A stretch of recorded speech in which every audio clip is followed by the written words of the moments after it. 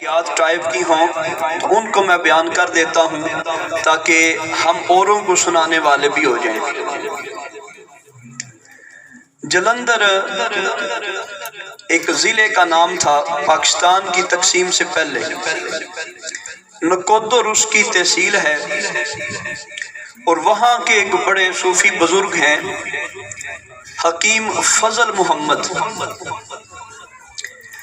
उनकी हालात ज़िंदगी लिखते हुए क़िबला मुफ्ती मोहम्मद अमीन साहब रहमतुल्लाह ताला अलैह लिखते हैं कि उस बंदे की मोहब्बत रसूल का ये आलम था कि जब भी सरकार का नाम नामी इसमें ग्रामी आता उसकी आंखों से फौरन आंसू बह निकलते। सारी ज़िंदगी उनका यही तरीका रहा।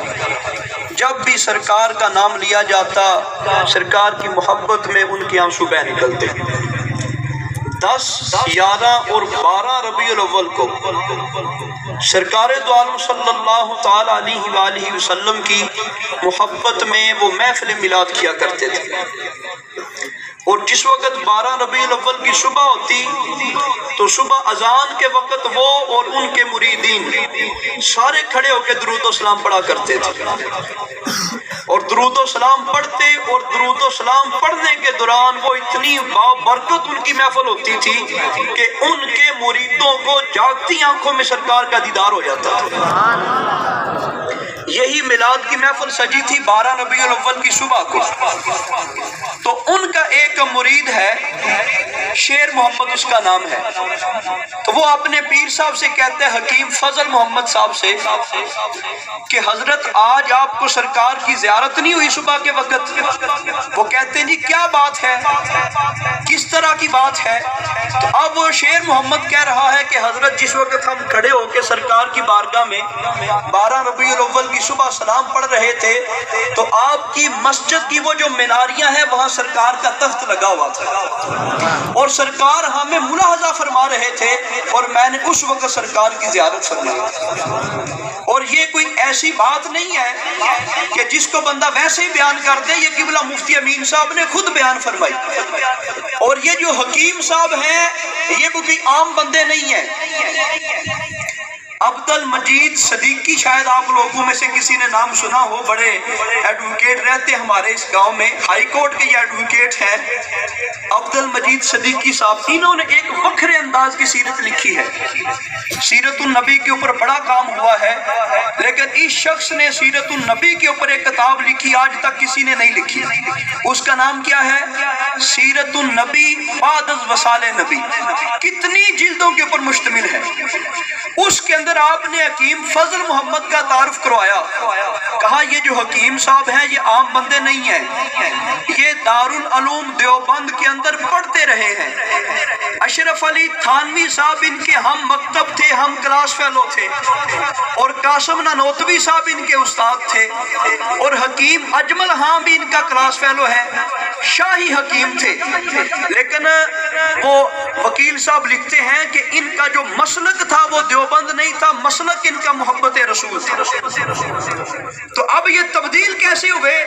ये ख्वाजा साहब की दरगाह के ऊपर चले जाते हैं, वहां पे जाके ये कन्वर्ट होते हैं और दिल के अंदर रसूल पाक सल्लल्लाहु अलैहि वसल्लम का प्यार पैदा होता है। और जब भी मिलाद का मौका आता हर बार सरकार का मिलाद बड़ी धूमधाम के करते, बड़ी शान के साथ किया करते थे। और इनकी महफिल में जो आ जाता उसे सरकार की ज़ियारत हो जाती थी। तो ये मिलाद की महफिल के अंदर आना ये कोई मामूली काम नहीं है, ये बड़ी बरकत वाला काम है। तो अल्लाह रब्बुल इज़्ज़त हमारे ऊपर रहमत फरमाए। अल्लाह का लाख लाख शुक्र है कि इस पाक महफिल के अंदर हम आते हैं। अल्लाह पाक और हमें बढ़ चढ़ के ज़ौक़ शौक़ के साथ शामिल होने की तौफ़ीक़ अता फरमाए। मिलाद शरीफ के अलावा दूसरे नंबर पे ये गुजारिश है कि जो हम सरकार के उम्मती हैं हमारी भी सरकार ने बड़ी शान बयान फरमाई। वो भी किन के सामने? सहाबाई कराम के सामने। सहाबा सारे बैठे हैं तो नबी पाक सल्लल्लाहु अलैहि वसल्लम उनकी मौजूदगी में फरमाते थे कि ऐ सहाबा जिसने मुझे देखा और देख कर ईमान लाया उसको एक बार मुबारक, और जिसने मुझे नहीं देखा बिन देखे मेरे ऊपर ईमान ले आए उनको 7 बार मुबारक। تو جو اپنے امتیوں کو کریم آقا اتنا نوازتے ہیں، ان امتیوں کا بھی حق ہے کہ وہ نبی کی بارگاہ میں اپنی دل و جان کے ساتھ حاضری دیا کریں۔ اور پھر نبی پاک صلی اللہ علیہ وسلم نے ایک مقام پہ فرمایا افضل ترین ہے وہ لوگ جو سب سے آخری زمانے میں آئیں گے، انہوں نے مجھے دیکھا نہیں ہوگا لیکن ان کی آرزو یہ ہوگی کہ یا رسول اللہ اگر ایک جھلک آپ کی نظر آ جائے، یہ تن من دن سب کوئی آپ کے اوپر قربان کر دیں۔ تو نبی پاک صلی اللہ علیہ وسلم نے فرمایا کہ وہ لوگ سب سے عزیز تر ہیں اور سب سے عظیم تر لوگ ہیں۔ تو وہ یقیناً ہمارا ہی زمانہ ہے۔ کمی ایک ہے ہمارے اندر کہ سرکار کی کامل محبت نہیں ہے۔ سرکار دو عالم صلی اللہ علیہ وسلم کا پیار جس طرح ہونا چاہیے وہ پیار نہیں ہے، اور جو آپ کی شان ہے، جو آپ کی عظمت ہے، حضور سیدی اعلیٰ حضرت لکھتے ہیں کہ حضرت عباس رضی اللہ تعالیٰ عنہ نے فرمایا یا رسول اللہ میں تو تب سے ہی آپ کا گرویدہ تھا جب آپ بچپن میں تھے اور آپ انگلی سے اشارہ کرتے تو اللہ تعالیٰ آپ کے اشاروں پہ چاند کو حرکت دیا کرتا تھا۔ اور جس وقت یہ بات حضرت عباس نے فرمائی تو نبی پاک صلی اللہ علیہ وسلم نے کیا فرمایا؟ فرمایا کہ اے چچا تم تو یہ دیکھتے تھے کہ میرے ہاتھوں کے اشارے پہ چاند حرکت کرتا ہے، بلکہ اللہ نے مجھے اتنا نوازا ہوا تھا کہ جس وقت چاند اللہ کو سجدہ کرتا تھا اس کے جھکنے کی جو آواز پیدا ہوتی تھی میں پنگوڑے کے اندر سماعت کر لیا کرتا تھا۔ سرکار ابھی بچپن میں ہے اور ابھی جھولے میں ہے، اور نبی پاک صلی اللہ علیہ وسلم چند دن کے ہیں تو آسمان کی بلندیوں کے اوپر فرمایا جس وقت چاند اللہ کو سجدہ کرتا ہے، اے چچا جان میں تو اپنے چچا کے جھکنے کی آواز بھی سماعت کر لیا کرتا تھا۔ اتنا عظیم نبی ہے، اور اعلیٰ حضرت لکھتے ہیں جن کی شان بچپن کے اندر یہ ہے، جن کی بچپن کے اندر یہ شان ہے کہ آسمان کی بلندیوں کے اوپر ساتوں آسمانوں سے اوپر یہ جو چاند ہے جس وقت وہ اللہ کی بارگاہ میں سجدہ ریز ہوتا ہے اس کے جھکنے کی آواز سماعت کر لیتے ہیں۔ تو جب اللہ نے نبوت کا تاج سلا دیا، جب اللہ نے ساری عنایتیں کھول دی، جب معراج بھی ہو گئی، دیدار بھی ہو گیا، تب سرکار کے علم کا کیا مقام ہوگا، سرکار کی شان کا عالم کیا ہوگا۔ تو یہ ایک دوسرا پہلو تھا کہ نبی پاک صلی اللہ علیہ وآلہ وسلم سے بڑھ کے کوئی ہستی نہیں ہے، اور ہمارے لیے بھی کتنا اعزاز دیا کہ ایک بار مبارک دیتے ہیں صحابہ کو اور 7 بار مبارک دیتے ہیں ان کو جنہوں نے نہیں دیکھا، یعنی ہم لوگوں کو۔ تو جب 7 بار مبارکیں دیں تو ہمارا حق بنتا ہے کہ ہم بھی حد سے زیادہ سرکار سے پیار کریں۔ اور تیسرا اشارہ یہاں پہ یہ عرض کرنا تھا کہ نبی پاک صلی اللہ علیہ وآلہ وسلم سے بڑھ کے زمانے کے اندر کوئی کریم نہیں ہے، کوئی معافی دینے والا نہیں ہے، کوئی اعلیٰ اخلاق والا نہیں ہے۔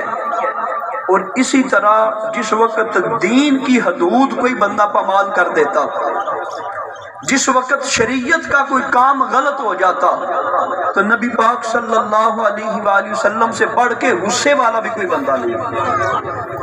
جس وقت دین کی مخالفت ہوتی، لوگ دین کے ساتھ غلط کرتے تو نبی پاک صلی اللہ تعالیٰ علیہ وآلہ وسلم سے بڑھ کے غصے والا بھی کوئی نہیں تھا۔ یہ بخاری مسلم کی حدیثیں آپ کے سامنے عرض کرنے لگا ہوں، اور دلوں کو یہ ڈرا دینے والی، اور دل واقعی تھامنا مشکل ہو جاتا ہے کہ جس وقت ہم ایسی روایات سماعت فرماتے ہیں نبی پاک صلی اللہ تعالیٰ علیہ وآلہ وسلم کے صحابہ کے ساتھ زیادتی ہوئی، دین اسلام کے ساتھ چند لوگوں نے غداری کی۔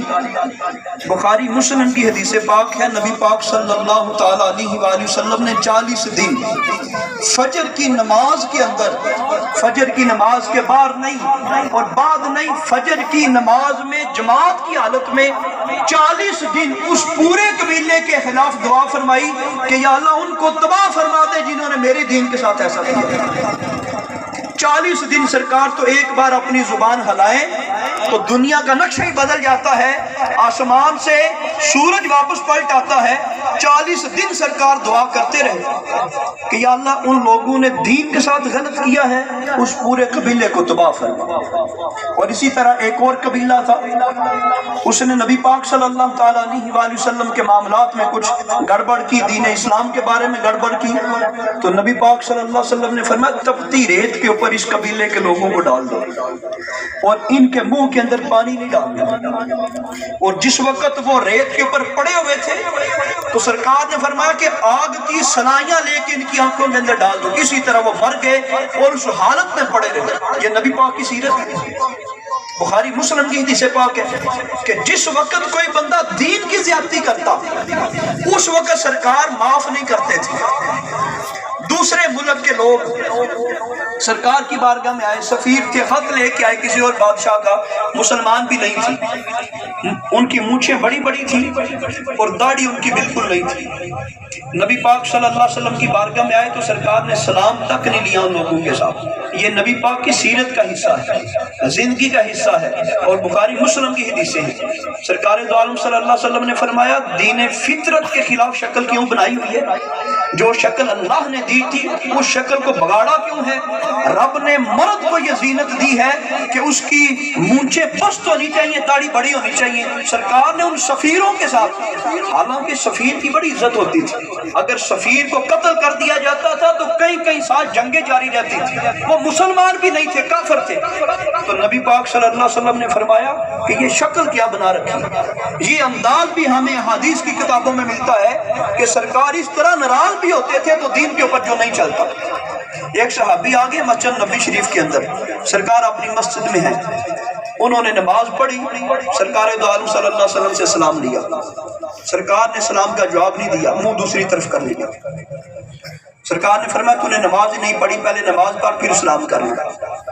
انہوں نے دوبارہ پھر مسجد کے اندر سرکار کے سامنے نماز پڑھی, پھر آ کے سلام لیا. سرکار نے سلام کا جواب نہیں دیا, اس کی طرف دیکھا بھی نہیں ہے. پھر سرکار نے فرمایا تو نے تو نماز ہی نہیں پڑھی ہے, جا نماز پڑھ. 3 بار انہوں نے نماز پڑھی, سرکار نے تینوں بار سلام کا جواب نہیں دیا, نہ اس کے ساتھ کلام کیا ہے. سرکار نے دوسری طرف منہ کیا, وہ صحابی دوسری طرف آگے, یا رسول اللہ کرم فرمائے مجھے بتائیں تو صحیح, میں 3 بار نماز پڑھ چکا ہوں. سرکار نے فرمایا تو نے صحیح طریقے سے نماز ہی نہیں پڑھی ہے, غلط طریقے سے نماز پڑھ رہا ہے, رکوع سجود اس کا پورا نہیں کیا. سرکار نے فرمایا اس لیے میں تجھ سے سلام نہیں لے رہا تھا, یہ طریقہ ہے, اس طریقے کے ساتھ نماز پڑھ. وہ نماز پڑھ کے آئے, سرکار پھر اس کے ساتھ بولے. تو جو سرے سے نماز ہی نہ پڑھتا, کیا سرکار اس بندے کے اوپر راضی ہوں گے؟ اور پھر دیکھیں سرکار کی اپنی شہزادی حضرت فاطمہ الزہرا رضی اللہ تعالیٰ عنہ, جن کے ساتھ حد سے زیادہ پیار ہے, ان کے گلے میں ایک ہار تھا, موتیوں کا بنا ہوا تھا. سرکار ان کے گھر میں گئے, وہ دیکھ کے سرکار وہاں سے واپس چلے گئے, اور سرکار نے پیغام بھیجا کہ ہم دنیا کے لیے نہیں آئے ہیں, دنیا کی آرائش کے لیے نہیں آئے ہیں. اگر آل محمد کے گھر کے اندر ایسے کام ہوں گے تو اور کیا کریں گے. سرکار چلے گئے. پھر حضرت فاطمہ رضی اللہ تعالی عنہا نے وہ ہار سرکار کی بارگاہ میں پیش کیا کہ یا رسول اللہ آپ جو کرنا چاہیں کر دیں, میں راضی ہوں. سرکار نے پھر وہ غریب صحابہ کے اندر تقسیم کر دیا. یہ غصہ بھی سرکار کا ہوتا تھا. ایک صحابی نے ہاتھ کے اوپر سونے کی انگوٹھی پہنی ہوئی تھی, سرکار کی بارگاہ میں تو سرکار نے اتار کے پھینک دی. سرکار اگر بڑے کریم ہے تو جب دین کی مخالفت ہوتی ہے تو سرکار سے بڑھ کے غصے والا بھی کوئی نہیں. اور یہ بات بھی بڑی ذمہ داری سے عرض کر رہا ہوں. بڑے بڑے لوگ جس وقت کوئی بندہ مر جاتا ہے اس کے متعلق ان کے دل نرم ہو جاتے ہیں, وہ کہتے ہیں کوئی نہیں یار مر گیا ہے. لیکن ہمیں احادیث کی کتابیں یہ بتاتی ہیں جب کسی بندے کا انتقال ہوتا تو نبی پاک صلی اللہ علیہ وسلم پوچھتے اس کے اوپر قرضہ ہے؟ اگر بتا دیا جاتا کہ یا رسول اللہ اس کے اوپر قرضہ ہے, سرکار فرماتے صحابہ تم اس کی نماز جنازہ پڑھو, میں نے نہیں پڑھی.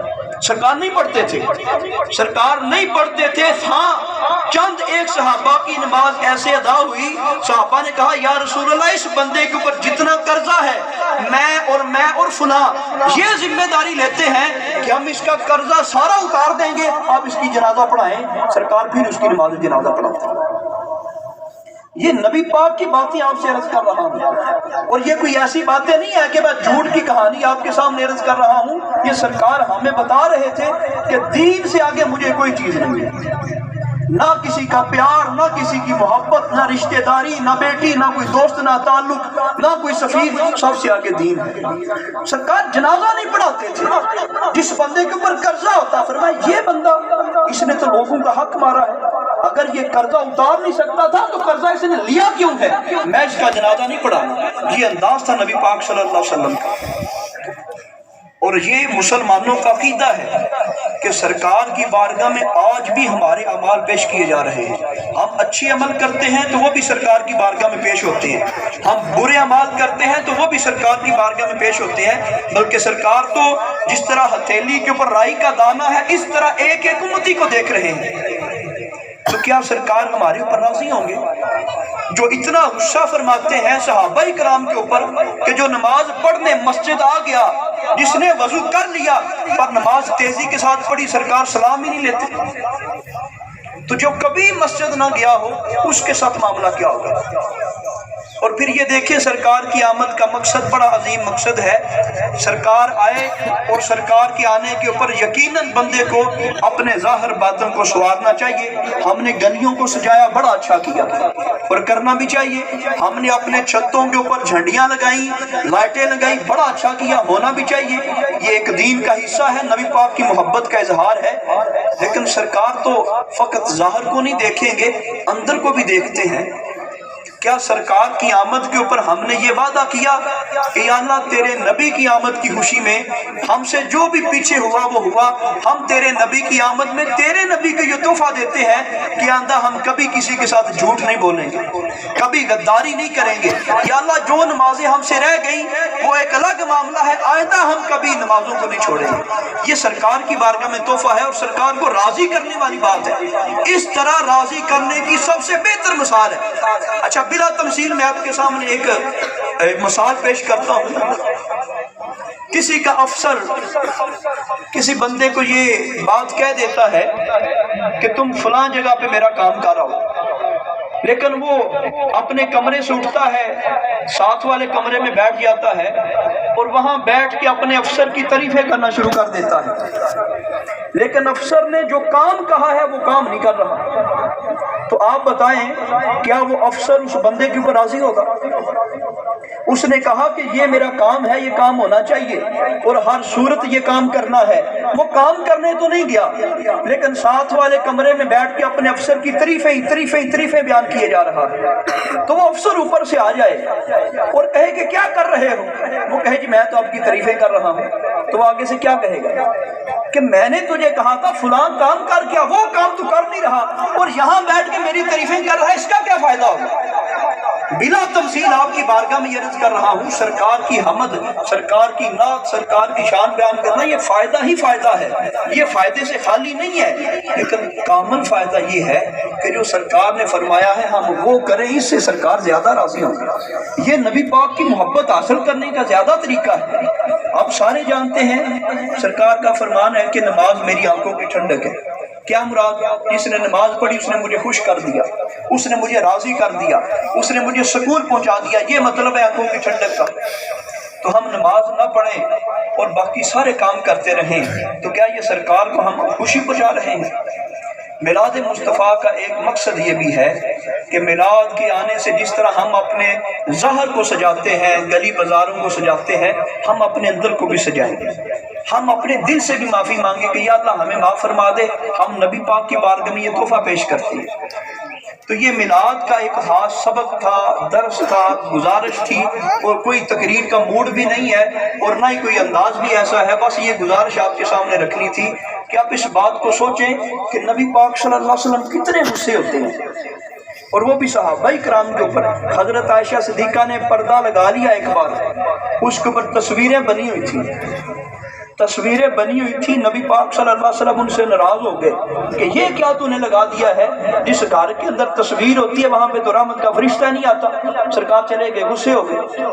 اتنی باتوں پہ سرکار غصے بھی ہو جایا کرتے تھے۔ جو بندہ دین کے اوپر عمل نہیں کرتا تھا نبی پاک صلی اللہ علیہ وسلم ناراضگی کا اظہار کیا کرتے تھے، اور آج بھی اگر ہم بے راہ روی کریں گے تو سرکار یقیناً نہیں راضی ہوں گے۔ یہ ہمارا جو عمل ہے ایک اچھا ہے، ہونا چاہیے، کرنا چاہیے، لیکن اصل مقصد کیا ہے؟ ہم سرکار کی تعلیمات کے اوپر تو عمل کریں۔ یہ لوگوں کے حقوق کی بات ہے کہ سرکار جنازہ نہیں پڑھاتے تھے کہ اس نے بندوں کے حقوق مارے ہوئے ہیں تو جنازہ ہی نہیں پڑھاتے تھے سرکار۔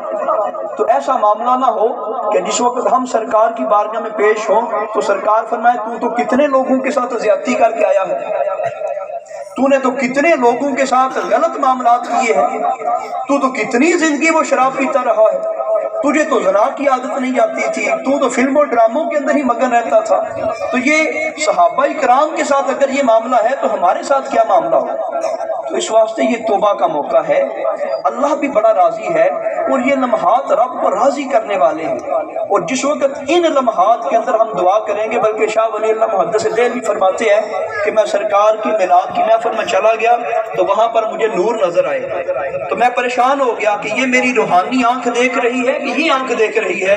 آپ نے فرمایا میں نے غور کیا تو مجھے معلوم ہوا کہ میری روحانی آنکھ نہیں، میری ظاہری آنکھ دیکھ رہی ہے کہ میلاد کی محفل کے اوپر اللہ کا نور نازل ہو رہا، اور فرشتے اس میلاد کی محفل کو ڈانپے ہوئے ہیں۔ یہ شاہ ولی اللہ محدث دہلوی کا نظریہ ہے۔ تو یہ میلاد کی محفل معمولی محفل نہیں ہے۔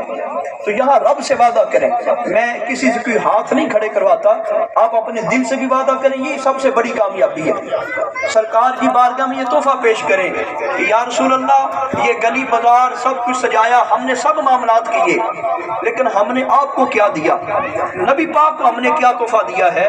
تو یقیناً اگر ہم یہ وعدہ کر لیں کہ یا رسول اللہ ہم گھر کے اندر ایک لقمہ بھی حرام کا نہیں لے کے آئیں گے تو سرکار راضی ہوں گے۔ اگر ہم یہ وعدہ کریں کہ یا رسول اللہ ساری زندگی جھوٹ نہیں بولا جائے گا، کسی کو ہم دھوکہ نہیں دیں گے، یا رسول اللہ اپنی فصل جو ہے ایمانداری کے ساتھ اس کے اندر محنت کریں گے، کسی کا پانی چوری نہیں کریں گے، اور کسی کی ساتھ والی پیلی کو اپنی پیلی کے اندر داخل نہیں کریں گے، یہ وعدہ جب سرکار سے کریں گے سرکار راضی ہوں گے۔ اور یہ ہمارے میلاد کا اصل مقصد ہے۔ آپ جانتے ہیں کہ سرکار آئے کیوں آئے تھے یہاں پہ؟ سرکار کے آنے کا ایک مقصد یہ بھی تھا کہ یہ زمانہ جاہلیت میں جو ہر طرف بے راہ روی ہے، نہ ماں کی عزت کا پتہ ہے، نہ چھوٹے بچوں کی عزت کا پتہ ہے، یہ سارے گناہ ختم ہو جائیں اور دین غالب ہو جائے، اللہ کا فرمان ہر بندے کے سینے کے اوپر جو ہے وہ لازم ہو جائے، یہ اصل مقصد تھا۔ سرکار آئے ایسے ہی ہو گیا۔ تو اب بھی یہ سرکار کے آنے کے ایام ہے، تو ہمیں چاہیے ہم رب سے وعدہ کریں، ہم اپنے اخلاق کو سنواریں، اپنے طریقے کو سنواریں، اللہ کی بارگاہ میں وعدہ کر کے جائیں کہ یا اللہ یہ میلاد کے خوبصورت لمحے ہیں، ہم تیرے محبوب کی بارگاہ میں یہ تحفہ پیش کرتے ہیں کہ یا اللہ ہمیں عادت تھی زنا کی، ہم تیرے محبوب کی بارگاہ میں وعدہ کرتے ہیں کہ کبھی یہ گناہ نہیں کریں گے، شراب کی عادت تھی، یا اللہ پیچھے والا ہمیں معاف کر دے، آئندہ ہم کبھی اس کے قریب نہیں جائیں گے، یہ وعدے کریں گے جب تو یقیناً سرکار کرم فرمائیں گے۔ اور یہ وہ چیزیں ہیں جو سرکار کی زیارت کا ذریعہ بنتی ہیں۔ ہماری آنکھیں نہیں اس قابل کہ سرکار کو دیکھ سکیں۔ آپ سمجھتے ہیں کہ جن آنکھوں کے ساتھ بندہ ہر جائز ناجائز دیکھتا رہے پھر وہ آنکھیں سرکار کا دیدار کر سکیں؟ یہ جو کان ہیں ان کانوں کے ساتھ ہر جائز ناجائز ہم سنتے رہیں اور پھر کہیں کہ سرکار کا محبت بھرا پیغام ہمارے کانوں